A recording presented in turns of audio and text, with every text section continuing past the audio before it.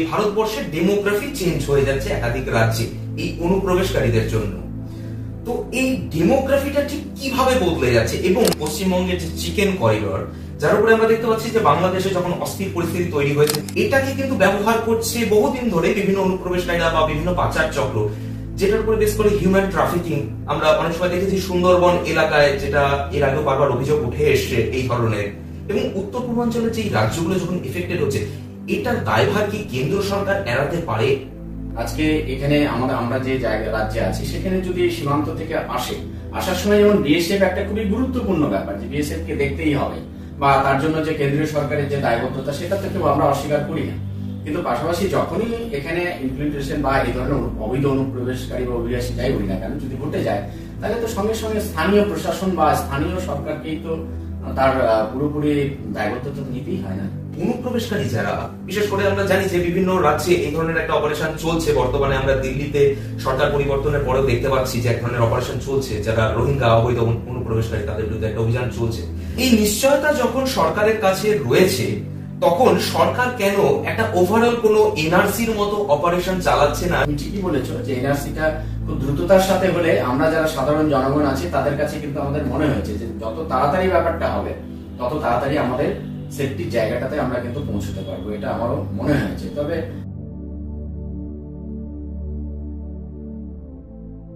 বর্তমান ভারতবর্ষের একটা অন্যতম সমস্যা হচ্ছে অনুপ্রবেশ সমস্যা। আর এই অনুপ্রবেশকারীদের জন্য জেরবার হয়ে যাচ্ছে সারা ভারতবর্ষ।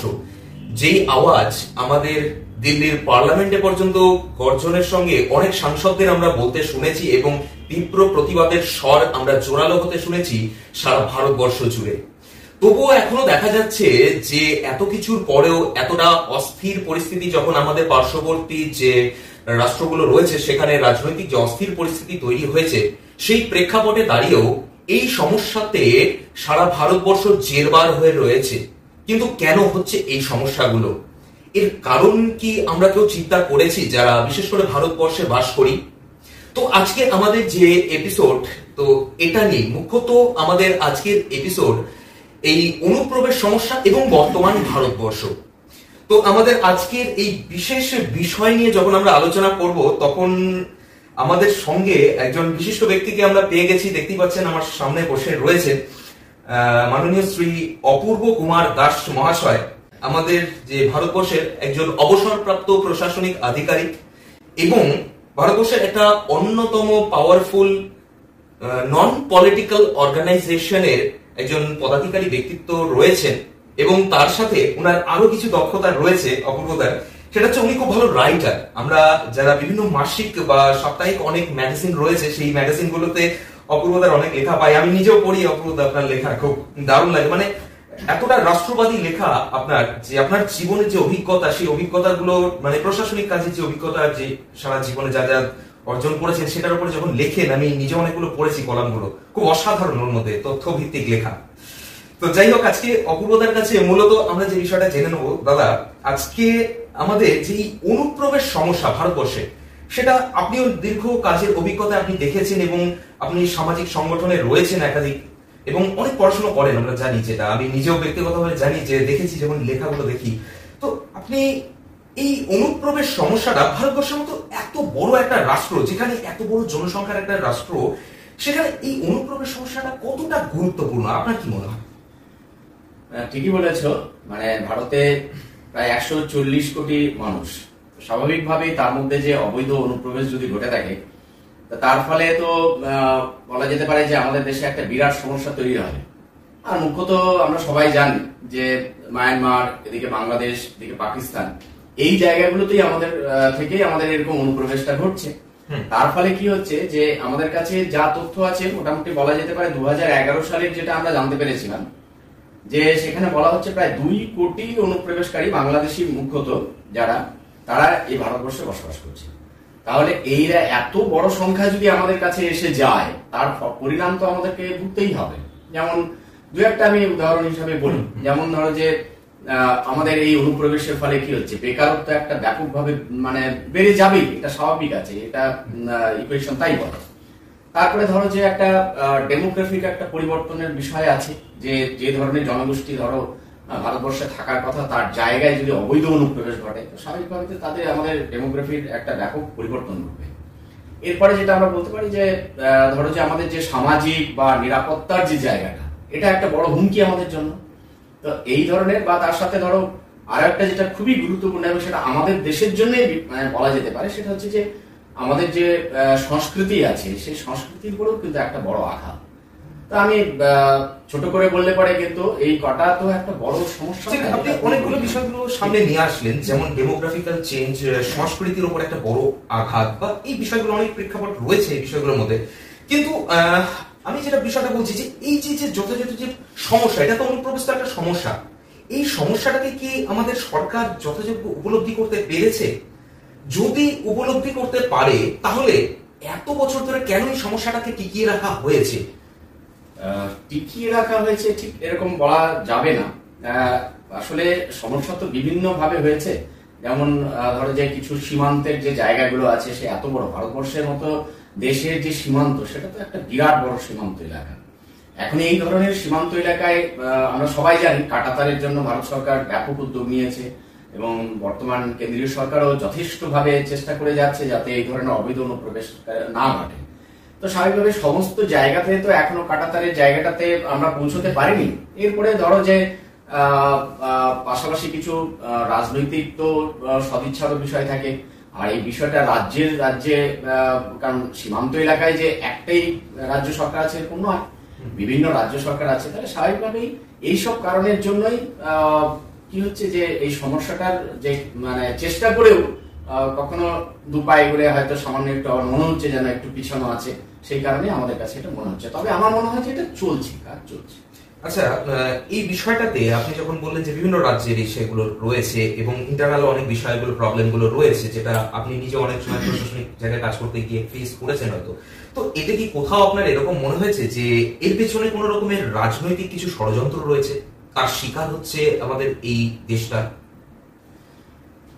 রাজনৈতিক ষড়যন্ত্র এরকম কিছুটা তো বলা যেতেই পারে, আমাদের পুরোপুরি না বললেও, কারণ কখনো কখনো তো আমরা দেখেছি যে একটা রাজনৈতিক দল যেখানে অবস্থান করছে, এখন যদি আমি পশ্চিমবঙ্গের কথাই ধরে থাকি না কেন, বিরোধী দলগুলো তো যারা এখানে আছে তারা তো বারবারই অভিযোগ করছে যে সীমান্তের যে সমস্ত এলাকা আছে সেই জায়গায় বিএসএফ কাজ করতে গেলে হয়তো অনেক রকম বাধা হচ্ছে, এগুলো আছে। তো সেই জন্যই এটা কখনো কখনো মনে হয় যে রাজনৈতিক সদিচ্ছার অভাব কখনো কখনো আছে, তার জন্যই হচ্ছে। তবে সবাই অনুভব করছে, তো আমার মনে হয় যে বিষয়টাকে হয়তো খুব গুরুত্ব দিই, সবাই দেখবে। আচ্ছা, যদি রাজনৈতিক ষড়যন্ত্রের বিষয় যখন আসলো, যে শুধু তো পশ্চিমবাংলা এটা না, এটার জন্য তো গোটা উত্তর পূর্বাঞ্চলের যে একাধিক রাজ্য রয়েছে যেগুলো খুবই গুরুত্বপূর্ণ, এমনকি পশ্চিমবঙ্গের যে চিকেন করিডর, যার উপরে আমরা দেখতে পাচ্ছি যে বাংলাদেশে যখন অস্থির পরিস্থিতি তৈরি হয়েছে, যার উপর বারবার একটা হুমকি স্বরূপ আসছে, এবং এই করিডর বা উত্তর পূর্বাঞ্চলের এই যে রাজ্যগুলো, এটাকে কিন্তু ব্যবহার করছে বহুদিন ধরে বিভিন্ন অনুপ্রবেশকারীরা বা বিভিন্ন পাচার চক্র, যেটার উপর বেস করে হিউম্যান ট্রাফিকিং। আমরা অনেক সময় দেখেছি সুন্দরবন এলাকায়, যেটা এর আগে বারবার অভিযোগ উঠে এসছে এই ধরনের, এবং উত্তর পূর্বাঞ্চলের যে রাজ্যগুলো যখন এফেক্টেড হচ্ছে, এটার দায়ভার কি কেন্দ্র সরকার এড়াতে পারে? কেন্দ্রীয় সরকারের একটা মুখ্য ভূমিকা তো আছে, নিশ্চিতভাবেই আছে, কিন্তু এইসব ক্ষেত্রে যেহেতু বেশিরভাগ ক্ষেত্রে কি হয় যে আমাদের ল অ্যান্ড অর্ডারের ব্যাপারটা তো প্রত্যেকটা স্টেট গভর্নমেন্টকে দেখতে হয়। ওদিকে যদি রাজস্থান আছে, ঠিক তেমনি এদিকে আসাম আছে, পাশাপাশি এদিকে পশ্চিমবঙ্গ আছে, এক একটা জায়গায় এক একটা রাজ্যে এক একটা সরকার রাজনীতিগতভাবে আছে। তো সেই জন্য কেন্দ্রীয় সরকারকে একটা নির্দিষ্ট নিয়ম নীতি বা নীতিমালা তৈরি করতে হয়, এটা সত্যি কথাই। কিন্তু তার পাশাপাশি তো তার যে ইমপ্লিমেন্টেশনের জায়গা, সেটা কিন্তু পুরোপুরি বলা যেতে পারে একরকম ভাবে রাজ্য সরকারকেই দেখতে হয়। আজকে এখানে আমরা যে জায়গা রাজ্যে আছি, সেখানে যদি সীমান্ত থেকে আসার সময় যেমন বিএসএফ একটা খুবই গুরুত্বপূর্ণ ব্যাপার, যে বিএসএফ কে দেখতেই হবে, বা তার জন্য যে কেন্দ্রীয় সরকারের যে দায়বদ্ধতা, সেটা তো কেউ আমরা অস্বীকার করি না। কিন্তু পাশাপাশি যখনই এখানে ইমপ্লিমেন্টেশন বা এই ধরনের অবৈধ অনুপ্রবেশকারী বা অভিবাসী যাই বলি না কেন যদি ঘটে যায়, তাহলে তো সঙ্গে সঙ্গে স্থানীয় প্রশাসন বা স্থানীয় সরকারকেই তো তার পুরোপুরি দায়বদ্ধতা নিতেই হয় না।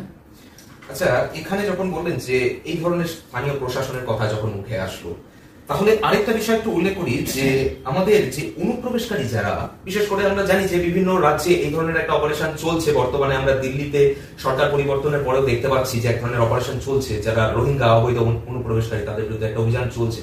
কিন্তু সেখান থেকে যে অভিযোগগুলো উঠে আসছে যে তারা আগাম কাগজপত্র তৈরি করে নিচ্ছে এই দেশের বিভিন্ন বৈধ নাগরিকত্ব, যেটা ওদের পাওয়ার কথা না, তো সেখানে তাদের হাতে আগাম চলে আসে। এখানে কি কোন রকমের প্রশাসনিক গাফিলতি আপনি দেখতে পাচ্ছেন? রোহিঙ্গা বা এই ধরনের যারা অবৈধ অভিবাসীরা আসছে তাদের ক্ষেত্রে এটা তো হওয়ারই কথা না। যদি যে সমস্ত কাগজপত্র আমরা শুনতে পাচ্ছি বা পত্রপত্রিকা দেখা যায় তাদের কাছে আছে, পাওয়া যাচ্ছে, তাহলে সেক্ষেত্রে তো এগুলো যেখান থেকে পাওয়া যায়, অর্থাৎ কিনা আমরা ধরতে পারি যে পঞ্চায়েত বা মিউনিসিপ্যালিটি বা এই ধরনের যে সমস্ত প্রশাসনগুলো আছে তাদের কাছ থেকে তারা সংগ্রহ করে।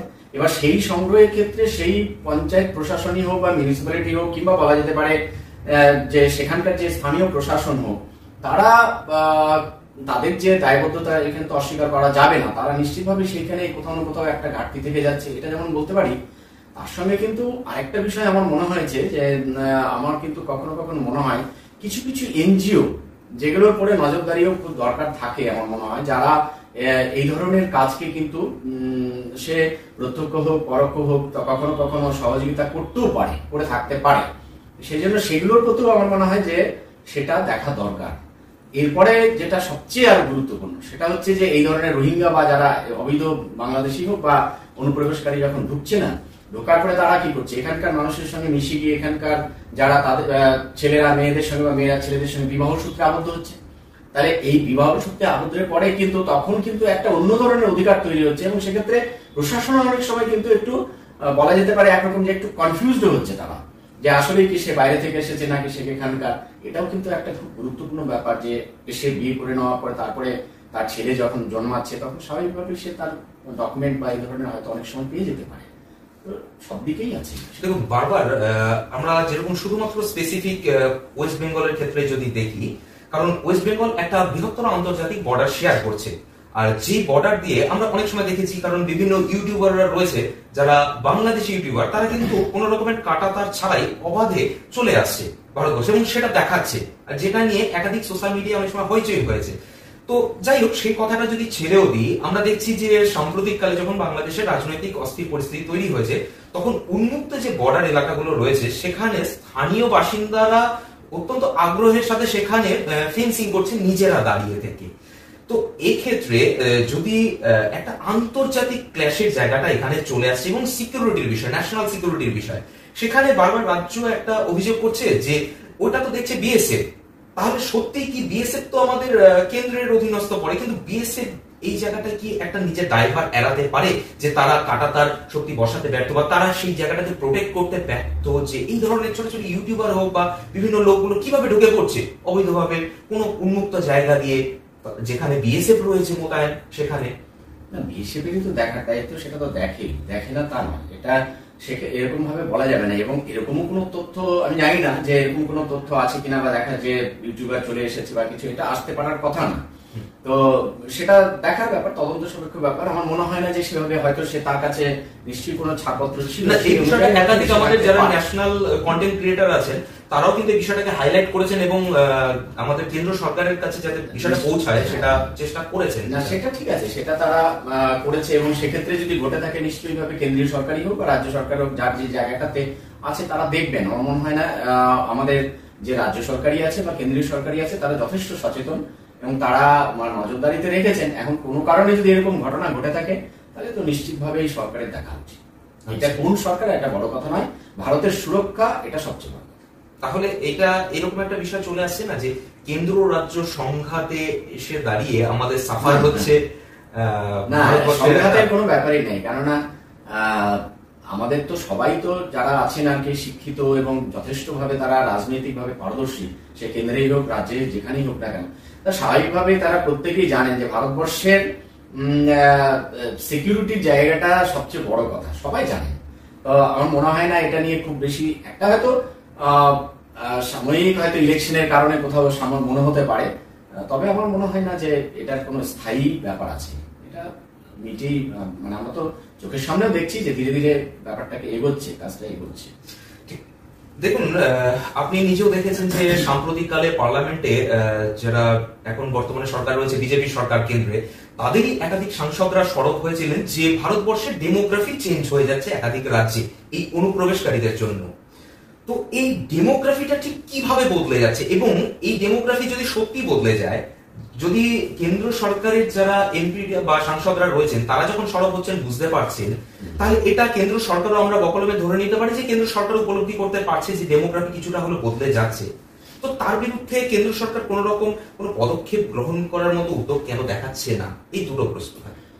ডেমোগ্রাফি তো বদলে যাচ্ছে, কেননা আমরা আসাম, পশ্চিমবঙ্গ বা যদি বিহারকেও দেখি, পাশাপাশি আমাদের রাজ্যেও যদি দেখি, আমরা আজ থেকে যদি স্বাধীনতার সময় কাল থেকে এখনকার যে জনসংখ্যাগত যে তথ্য আমাদের কাছে আছে সেই অনুযায়ী তো আমরা সবাই দেখছি যে কোন জনগোষ্ঠী কত ছিল তার পরবর্তী সময়ে এখন কোন জনগোষ্ঠী কত আছে এবং শতাংশের হারে কিভাবে বাড়ছে। তো স্বাভাবিকভাবে এটা হচ্ছে। সেই সঙ্গে সঙ্গে অনেক এলাকায় দেখা যাচ্ছে যে আমাদের এখানকার যে হিন্দু বিশেষ করে জনগোষ্ঠী যেটা সংখ্যা গুরু ছিল, অনেক সংখ্যালঘু হয়ে পড়ছে অনেক জায়গায়। তার মানে এটা ঠিকই যে একটা প্রভাব কোনো না কোনো ভাবে একটা পড়ছে।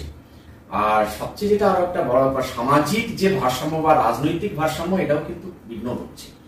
তো এই ব্যাপারগুলোকে নিয়ে কিন্তু অনেকে হয়তো অনেক রাজনৈতিক দল সে তার একটা রাজনীতিকরণ করবার চেষ্টা করছেন, কিন্তু এটা যারা বিশেষ করে সাংবাদিক গোষ্ঠী থেকে শুরু করে যারা প্রবুদ্ধ গোষ্ঠী আছেন তাদেরকে বিষয়টাও কিন্তু মানে ব্যাপকভাবে দেখা দরকার। সরকার যে সরকারই হোক না কেন তার উপরে একটা ব্যাপক চাপ সৃষ্টি করা দরকার। এবং শুধু তাই নয়, আমরা যে সবসময় সরকারের উপরেই ভরসা করে থাকবো তাই বা কেন?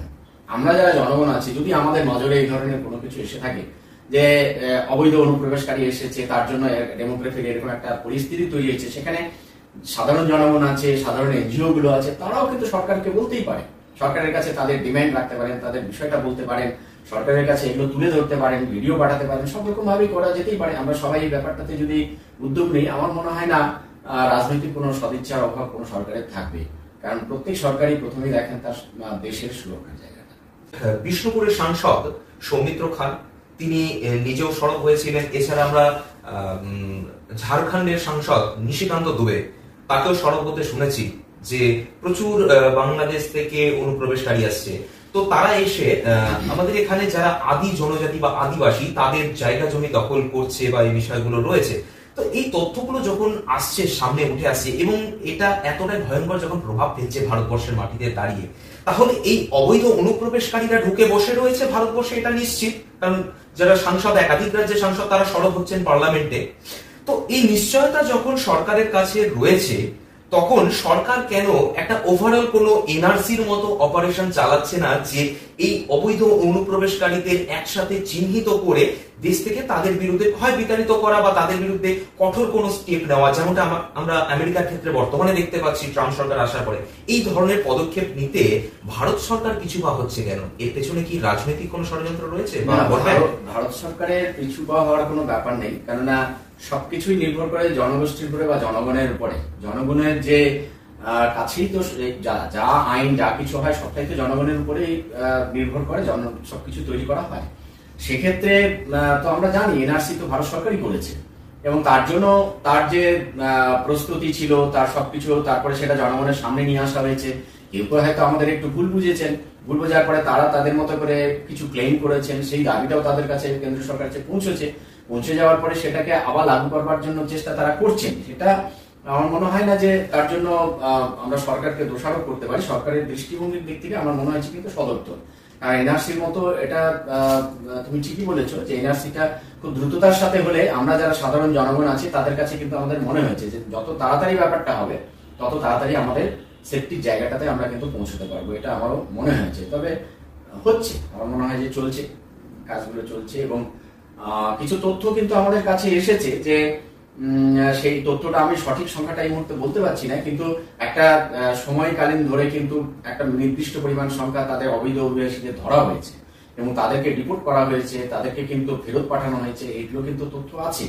সুতরাং এরকম নয় যে চুপচাপ সরকার, কোনো সরকারই বসে আছে, এটা নয়।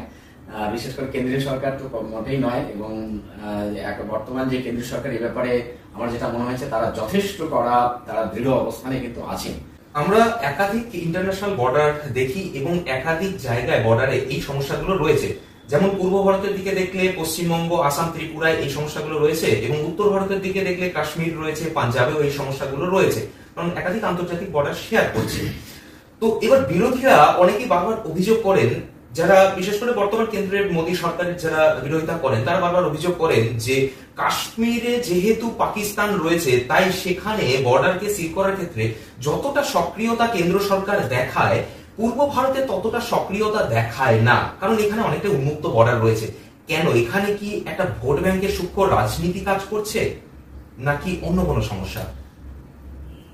না, এখানে তো কাঁটাতারের বেড়া নিয়ে যথেষ্টই এগিয়েছি, এগোয়নি তা না, কিন্তু অনেক বড় বর্ডার। তো পশ্চিমবঙ্গ তো বিশাল বড় রাজ্য, ক্ষেত্রে যে বর্ডারের এলাকাটা তো অনেকটা এলাকা জুড়ে আছে, এক। আর দ্বিতীয়ত কিছুটা যে ভোট ব্যাংকের রাজনীতি নেই তা বলবো না, কেননা অনেক সময় আমাদের খবরে দেখেছি, পত্রপত্রিকাতেও দেখেছি যে যখনই কাঁটাতারের বেড়া দিতে যাওয়া হয়েছে তখন সেখানে তার জন্য যে পরিমাণ জমি পাওয়া দরকার সেটা কিন্তু হয়তো স্থানীয় জায়গা থেকে কিন্তু পাওয়া যায়নি। তাহলে নিশ্চিতভাবেই কোনো একটা কারণ আছে যেটা তুমি হয়তো উল্লেখ করতে চেয়েছো যে একটা ভোট ব্যাংকের রাজনীতি হতেই পারে। তো সেই জন্যই হয়তো কিছু বিলম্ব এখানে ঘটেছে, সেই জন্যই ঘটতেই পারে। তবে যত দ্রুত হবে ততই আমাদের ভালো হবে। লাস্ট কোশ্চেন আপনার কাছে, যে এই অনুপ্রবেশ সমস্যা, এই সমস্যা থেকে মুক্তি পেতে যদি আপনার কাছ থেকে স্পেসিফিক ভাবে সাজেশন নেওয়া হয় যে ভারত সরকার হোক বা বিভিন্ন রাজ্যের রাজ্য সরকাররা তাদের প্রশাসনিকভাবে আরো কি কি পদক্ষেপ নিতে পারেন যাতে এই সমস্যা থেকে দেশকে অনেকটা সেফটি এন্ড সিকিউরিটি দেওয়া যায় আরো দ্রুততার সাথে? বাবা, এ তো বেশ কঠিন প্রশ্ন। আমরা তো কোনো প্রশাসনিক ব্যাপার নেই, এই জায়গা নেই। সাধারণ নাগরিক হিসাবে হ্যাঁ, এটা ঠিকই যে সাধারণ নাগরিক হিসাবে প্রত্যেকটা নাগরিকেরই একটা করে ইচ্ছা থাকে। সেই ইচ্ছার জায়গা থেকে তুমি যেটা হয়তো বলতে চেয়েছো যে মানে কি করা দরকার, সেটা আমার যেমন আছে, যারা জনগণ আছে, দর্শক আছে, তাদেরও নিশ্চিত ভাবেই আছে, হয়তো মিলেও যেতে পারে দুই একটা বিষয়। যেমন তুমি একটু আগে উল্লেখ করেছো এনআরসি বিষয়টা, আমিও তো বলবো যে যত দ্রুত সম্ভব যে এনআরসিটাকে লাগু করা হোক, তাহলে খুব তাড়াতাড়ি আমার মনে হয় যে ব্যাপারটাকে একটা জায়গায় দাঁড়াতে পারবে। পাশাপাশি ধরো সীমান্তে যে নিরাপত্তার জায়গাটা তুমিও উল্লেখ করলে, এবং প্রত্যেকটা মানুষই আমরা যারা আছি তারা কিন্তু চাই যে সীমান্তের নিরাপত্তা আরো কঠোর, কোনো কম্প্রোমাইজ কোনো দিক থেকেই যেন না হয়। সদিচ্ছা সবার আছে, রাজ্য সরকার, কেন্দ্র সরকার সবারই আছে, কিন্তু আরো কঠোর হতে তো কোনো আপত্তি নেই। কেননা তুমি উল্লেখ করেছো আমেরিকার মতো যে তারা কতটা তাদের কঠোরতা নিয়েছে, তুমি একটু আগে উল্লেখ করেছো যেমন রাজস্থানে যেমন নিয়েছে, তাহলে আমাদের পশ্চিমবঙ্গে বা বাদ যাবে। তুমি ঠিকই বলেছো, সেই জন্য আমিও ওই জায়গাটায় একমত যে এই জায়গাটাতে আরো হোক। এবং আমি শুধু পশ্চিমবঙ্গ বলছি না, আমি গোটা উত্তর পূর্বাঞ্চলটাকেই বলছি, কারণ বারবার একদিকে চীন আরেকদিকে বাংলাদেশ রয়েছে। না, সবার ক্ষেত্রেই একই জিনিস আসবে যে অনেকটা বেশি। এবং আরেকটা যেটা দরকার, দেখো এখন এআই টেকনোলজি এসে গেছে, তাহলে সেখানে আধুনিক যে ব্যবস্থা সমস্ত আছে সেগুলোকে করা হোক না কেন। সেই মানধাত্তা আমলের ধরো যে আছে, জানি না আরো কি কি পদ্ধতিতে হতে পারে, সেটা তো সরকারি ব্যবস্থাপনার মধ্যে দিয়ে হতে পারে, কিন্তু আমাদের সাধারণ নাগরিকদের আমরা দেখেছি, আমরা একটা লিখতে গিয়েও দেখেছি যে আধুনিক ব্যবস্থাকে আমরা প্রয়োগ করতে পারি, তাহলে নিশ্চিতভাবে এখানে হতে পারে। দ্বিতীয়ত আরেকটা হচ্ছে আমার যেটা মনে হয় যে তুমি যেমন বললে যে ভুয়ো নথিপত্র তৈরি হচ্ছে, তাহলে এই যে নথিপত্র যেগুলো তৈরি হচ্ছে ধরা পড়লে কঠোর আইন, এবং যারা যে সোর্স থেকে হচ্ছে, যেখান থেকে হচ্ছে, আমার মনে হয় যে তাদের বিরুদ্ধে একটা বড় ধরনের অ্যাকশন নেওয়া যদি নেওয়া হয়, তাহলে আমার মনে হয় তার জন্য যারা জড়িত থাকবেন তাদের উপরে যদি এটা ন্যাশনালি ভাবে হতে পারে, ন্যাশনাল লেভেলে হতে পারে, স্টেট লেভেলে হতে পারে। স্টেট গভর্নমেন্ট অ্যাকশন নিতে পারবেন না এরকম বলা তো নেই যে ধরা পড়লে স্থানীয় প্রশাসন কোনো ব্যবস্থা নিতে পারবেন না, এটা হোক। আর আরেকটা যেটা উল্লেখ করলাম আমরা এখন, যে কিছু ভোট ব্যাংকের রাজনীতি, এটা যতটা কম হবে, অনেক তো বিষয় আছে, ভোট ব্যাংক অনেক বিষয় নিয়ে ভোটের রাজনীতি করাই যায়, কিন্তু জাতীয় সুরক্ষা বা ধরো যে দেশের সুরক্ষার নিয়ে রাজনীতি করা, এটা আমরা জনগণ কিন্তু এটাকে আমরা কিছুতেই মেনে নিতে পারি না। সেই জন্য আমার মনে হয় এই বিষয়গুলো, মানে আপনি চাচ্ছেন যে এনআইএ কে আরো বেশি অ্যাক্টিভ হওয়া প্রয়োজন রয়েছে। এমনি যেগুলো মানে প্রশাসনিক যে সমস্ত সংস্থাগুলো আছে তাদের নজরদারি, তো আমি বললাম না আধুনিক নজরদারি, সে তাদের প্রত্যেককে তার মানে দৃষ্টিটা আরো বেশি করে দেওয়া দরকার আছে। এনআইএ হতে পারে বা আমাদের স্থানীয় প্রশাসনও হতে পারে, তারাও তো দেখছেন, স্টেট আইডি রয়েছে, প্রত্যেকে আর একটু কঠোর হোক না কেন এই ব্যাপারটাতে, সবাই মিলে আমার মনে হয় যে হবে, তাহলেই হয়ে যাবে। ঠিক, অনেক ধন্যবাদ অপূর্বদা আপনার মূল্যবান সময়ের মধ্যে থেকে কিছুটা আমাদেরকে দেওয়ার জন্য। যাই হোক, দর্শকরাও অনেক কিছু প্রশ্নের উত্তর পেলেন অপূর্বদার কাছ থেকে, দীর্ঘ প্রশাসনিক অভিজ্ঞতা রয়েছে তার এবং একাধিক সাংগঠনিক ক্ষেত্রে তার অভিজ্ঞতা রয়েছে এবং এই বিষয়ে অনেকটা নলেজেবল, দারুণ পড়াশোনা করেন অপূর্বদা, শুরুতেই যেমনটা বললাম। তো আজকের আমাদের এই বিষয় অনুপ্রবেশ সমস্যা, এটাতে অনেকগুলো পয়েন্ট উঠে আসলো আমাদের মধ্যে আজকে, আপনারাও শুনলেন বিষয়গুলো। এটা নিয়ে যারা প্রশাসনিক কর্তা ব্যক্তিরা রয়েছেন তাদেরও আরো অনেকটা তৎপর হওয়া উচিত, দরকার রয়েছে, এবং শুধুমাত্র রাজ্য নয়, কেন্দ্রের যে সরকার রয়েছে তাদেরও আরো অনেকটা কঠোর এবং কড়া পদক্ষেপের প্রয়োজন রয়েছে এবং দেশের মানুষ জাতীয় নিরাপত্তার সাথে কোন রকম আপোষ করতে নারাজ। এবং অপূর্বদার মুখ থেকেও যে বিষয়গুলো বারবার উঠে আসলো, যে জিনিসটা আমেরিকা করছে সেই বিষয়টা ভারতবর্ষ যদি পরবর্তীতে এইরকম কঠোরতম পদক্ষেপের দিকে নিজের রাষ্ট্রের সুরক্ষার খাতিরে এগোয়, তাহলে সেটা সার্বিক জনগণের জন্য খুবই একটা লাভজনক পদক্ষেপ হবে। যাই হোক, কেমন লাগলো আপনাদের এই এপিসোডটা অবশ্যই জানাবেন, এবং আপনাদেরও যদি কোনো মূল্যবান মন্তব্য থাকে সেটা আপনাদের বক্তব্য অবশ্যই কমেন্ট বক্সে উল্লেখ করবেন। আর এই ধরনের আরো ভিডিওর দ্রুত আপডেট পেতে অবশ্যই চ্যানেলটি সাবস্ক্রাইব করে সঙ্গে থাকুন।